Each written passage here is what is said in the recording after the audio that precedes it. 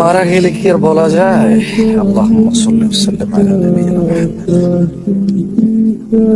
তোমার চোখের সামনে যে লোকটা, এই তো কয়েকদিন আগেও দেখলাম সুস্থ সবল, আচ্ছা অসুস্থই হোক না, কি সুন্দর কথাবার্তা বলতেছিল, হাসতেছিল, খেলতেছিল।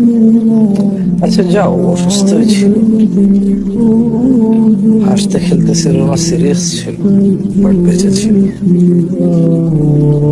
আচ্ছা ও যে আজকে এই দুনিয়াতে নেই, ও কি আজকে শুক্রবার বলতে পারবে আল্লাহুম্মা সাল্লি ওয়া সাল্লিম আলা নাবিয়িনা মুহাম্মদ? যেটা তুমি বেঁচে আছো আর তুমি বললেই তোমার 10টি রহমত, 10টি গুনাহ ক্ষমা, 10টি মর্যাদা বৃদ্ধি। ভাবা যায়? এত কিছু শুধু আল্লাহুম্মা সাল্লি ওয়া সাল্লিম আলা নাবিয়িনা মুহাম্মদ।